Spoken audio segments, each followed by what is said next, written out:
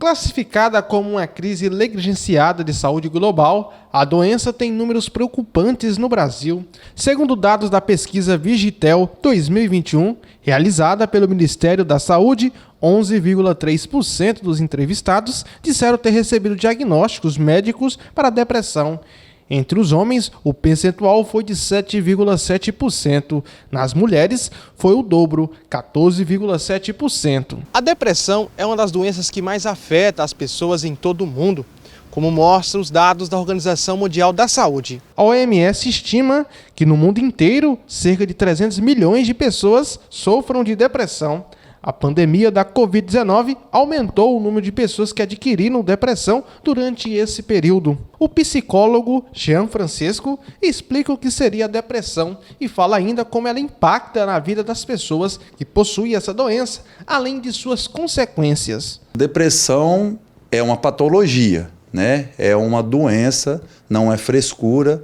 É muito importante a gente esclarecer isso, mas tem a diferença de sintomas depressivos e a depressão em si. Tem toda uma questão de característica, mas é uma doença, é uma patologia, um desequilíbrio, né, de questões, pode ser hormonais, de humor, até questões físicas, né, que afeta o equilíbrio realmente da psique humana, do ser humano, entre as questões biológicas, psíquicas e sociais. Esse desregulamento, esse desequilíbrio dessas questões, junto com algumas características essenciais de tempo e alterações, principalmente de humor, que podem ser déficits também na questão profissional, questão social, tudo isso caracteriza realmente a patologia chamada depressão, a doença do século, né?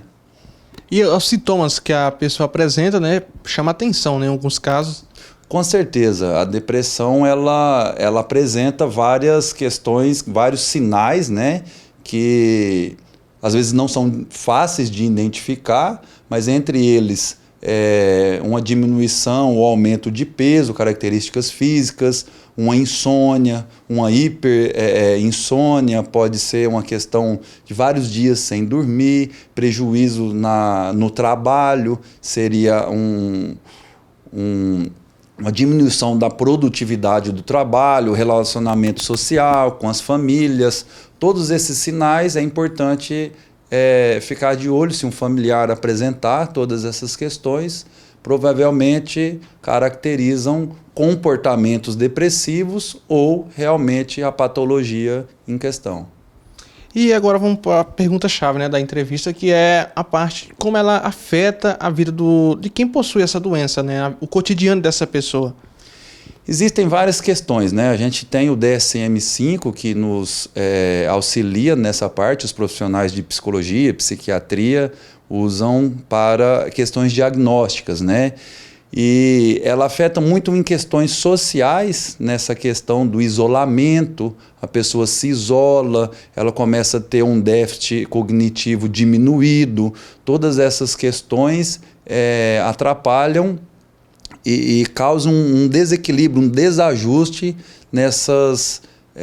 nas tarefas cotidianas que deveriam ser normais e fáceis de se executar, que com algumas questões vai se dificultando, e se não for cuidado, né, se não for tratado, o acompanhamento de um profissional, muitas vezes precisa a ajuda de alguma medicação, que aí não são os nossos psicólogos, mas sim fazemos acompanhamento, né, encaminhamento para os psiquiatras, e com a psicoterapia, esses desajustes, né, essas questões conflituosas, sim, têm condições de serem amenizadas, e muitas vezes o prognóstico pode ser bem positivo. Em alguns casos, a depressão leva até o suicídio, né? Muitas pessoas tomam remédio para se matar. E caso a pessoa estiver apresentando esse tipo de sintomas que você citou anteriormente, é bom procurar ajuda médica, não é verdade? Sim, com certeza. Estamos chegando aí perto, né, do Setembro Amarelo, né? O Setembro Amarelo é o combate e prevenção ao suicídio, e a depressão, se ela não for tratada, infelizmente, corre sim esse risco. Então, é algo sério, é algo a qual esse aumento da tecnologia, essas informações muitas vezes errôneas, as pressões realmente do dia a dia do trabalho, da sociedade, essa questão de um corpo perfeito, todas essas questões podem trazer esses prejuízos se não for bem organizado pelo indivíduo, não é? E muitas vezes, infelizmente, pessoas cometem suicídio, pessoas... Na verdade, eu quero deixar bem claro que ninguém se mata, ninguém busca o suicídio porque ele quer. Realmente, ele quer acabar o sofrimento. O sofrimento é tão intenso, tão grande, que a pessoa não vê saída e acaba cometendo tendo essa atitude, né, que é lamentável, e nós profissionais nos preocupamos muito com isso para que o ser humano consiga, de uma certa forma, pedir ajuda e evitar, né, esse comportamento, essa escolha, né?